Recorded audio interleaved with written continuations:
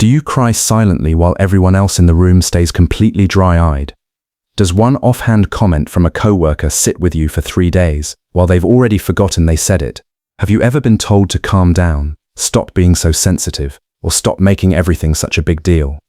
Have you ever apologized for crying, in the middle of crying, because some part of you felt like the tears themselves were the problem? Most people call this being too much, too emotional, too dramatic, too sensitive for their own good.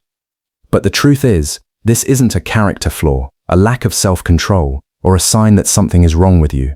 It's a nervous system that processes feeling at a different volume than everyone else's. And understanding why can change how you see yourself completely. Today we're going to break down the real psychology behind people who feel everything so intensely, and how they can stop being ashamed of it and start working with it instead of against it. Welcome back to Psychology Sounds. Tell us in the comment section how this resonates with you. Press the like button and subscribe to Psychology Sounds to support us. To understand why some people feel so much, we have to look past the idea that emotion is a choice, something you can simply decide to have less of if you just tried harder. Emotional reactions start in the amygdala, the brain's alarm system, long before the thinking part of the brain even gets a vote. In most people, that alarm rings, gets evaluated by the prefrontal cortex, and settles back down fairly quickly. The car backfires, the heart jumps, and 30 seconds later the body has already moved on. But in highly emotional people, the alarm doesn't just ring louder, it rings longer, and it takes far more evidence to convince the nervous system that the danger, or the joy, or the hurt has actually passed. Researchers sometimes describe this as high emotional reactivity, a baseline of arousal that sits higher than average, so anything that touches it doesn't just register, it floods. Where someone else might feel a small ripple, they feel a wave that takes real time and real energy to come back down from. It isn't a weakness, it's a nervous system running a more sensitive instrument, one that was never built with a volume knob in the first place. So what does that actually look like in real life?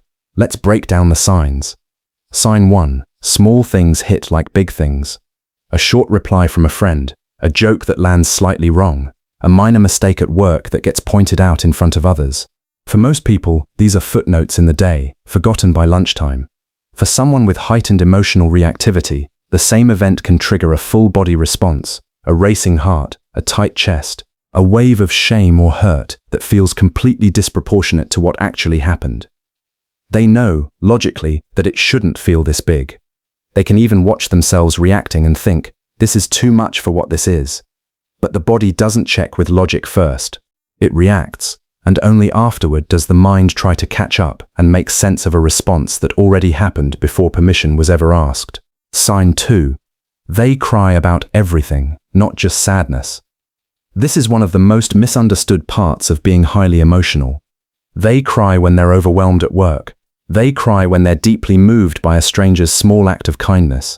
They cry from pure frustration when words won't come out fast enough to match the size of what they're feeling. They might even cry from happiness so intensely that people around them get confused, unsure whether to comfort them or celebrate with them. To an outside observer, this looks unpredictable, even excessive, like the emotional equivalent of a fire alarm that goes off from toast. But tears, for them, aren't a sadness signal specifically. They're a pressure release valve for emotional intensity of any kind, positive or negative, gentle or overwhelming. The tears aren't really about the size of the event. They're about the size of the internal charge sitting behind it, looking for somewhere to go. Sign 3. They replay emotional moments long after everyone else has moved on. A conversation ends, but for them it doesn't actually end there. It gets replayed that night while trying to fall asleep, and the next morning in the shower, and sometimes for days afterward, resurfacing at random moments with no warning. Every tone of voice gets re-examined. Every pause gets reinterpreted, searching for a meaning that may or may not have even been there. This isn't overthinking for the sake of drama. It's the nervous system trying to fully metabolize an experience that hits harder than it appeared to on the surface, running the tape back again and again in search of a resolution that never quite arrives, because the body is still holding on to something the mind hasn't finished processing. Sign 4. They feel other people's emotions as if they were their own. Walk into a tense room with them, and they'll feel the tension settle into their own chest before a single word gets said out loud. Watch a friend cry, and their own eyes well up in response.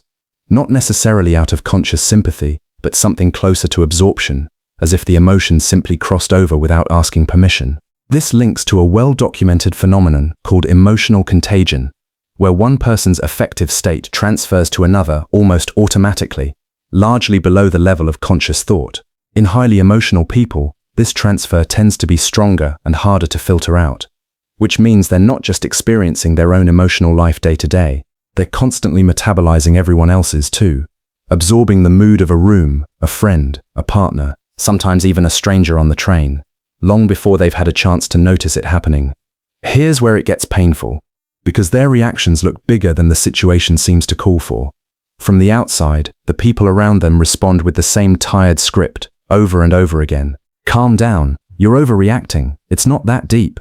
Why are you making this such a big deal? Every time they hear it, they learn the same lesson a little more deeply. What I feel is wrong, and I need to hide it before someone else notices and judges me for it. So they start suppressing. They swallow the reaction, force a neutral face, count to 10 and say they're fine. And here's the cruel twist. Research on emotional suppression consistently shows that it doesn't actually reduce the internal experience at all. It just traps it. The heart rate stays elevated even while the face looks calm. The tension stays lodged in the body long after the moment has passed. All suppression really does is remove the release valve while leaving the internal pressure fully intact, fully alive, just hidden from view. Over time, that trapped pressure doesn't simply disappear because it was denied an exit. It leaks out sideways instead, as irritability over something small and unrelated, as sudden exhaustion with no clear cause, or as a collapse that seems to come from nowhere but was actually building quietly for weeks. So what can someone who feels everything this intensely actually do about it? They can't turn the volume down to match everyone else around them, no matter how much willpower they apply. Trying to feel less is a bit like trying to see less when your eyes happen to work perfectly fine. It isn't really possible, and treating it as the goal only adds more shame onto an already exhausting cycle. The goal isn't to feel smaller, it's to change the relationship with the feeling itself. Principle 1. Name the wave instead of fighting it. When a big emotion rises, the instinct is to immediately ask, why am I like this? Or, is this even reasonable? Which only adds judgment on top of an already overwhelmed nervous system. Instead, simply naming it, this is a wave of frustration. This overwhelm is moving through me right now. Pulls the thinking brain back online far faster than judgment ever will. Naming a feeling doesn't make it disappear, but it does make it something you're observing rather than something that's fully driving you. You don't have to justify a feeling in order to be allowed to have it. Principle 2. Build a pause, not a wall. The goal isn't to stop reacting altogether, because that's neither possible nor healthy. It's to create a few seconds of space between the wave hitting and the response leaving your mouth or your hands. A held breath, a short walk around the block, a hand placed flat on your own chest as a kind of physical anchor. This isn't suppression, because suppression hides the feeling entirely. This is simply a pause long enough for the first flood to crest and begin to recede, so that whatever comes next is chosen rather than fired off in the heat of the wave itself. Principle 3. Remember that emotion is information, not a verdict. Feeling something intensely doesn't automatically mean the situation is as catastrophic as it feels in that exact moment. And it definitely doesn't mean you are broken, unstable, or fundamentally too much for the people around you. It means your system is giving you data, and it's giving it to you fast and loud because that's simply how it's built to communicate. Learning to receive that data with curiosity, rather than treating it as a final judgment on your character, is the actual work, and it's work that gets easier with practice, not willpower. So, to recap, emotional intensity isn't a flaw in how you're wired, and it was never a personality defect waiting to be corrected. It comes from a heightened alarm system that takes longer to reset. It shows up as small things hitting like big things, as tears that show up for more than just sadness, as moments that replay long after everyone else has moved on, and as absorbing what everyone around you is feeling before you've even noticed you've done it. The way out isn't to feel less, because that was never really on the table to begin with. It's to name the wave as it rises, build a pause before you respond to it, and stop treating every strong feeling as a verdict against who you are. If you've ever been told you're too emotional, hear this clearly. You're not too much. You're simply feeling the world at a depth that not everyone is built to notice, let alone carry. That depth is not a defect waiting to be fixed or managed away. It's a capacity, one that once understood instead of fought, can become one of the most human things about you. If you saw yourself somewhere in this video, let me know in the comments which sign hit closest to home. And if this gives you a little more compassion for yourself, or for someone in your life who feels things deeply, hit the like button and share it with them. It might be exactly the understanding they've been quietly waiting for. Psychology Sound says, thanks for watching. Subscribe so you don't miss the next one. See you next time.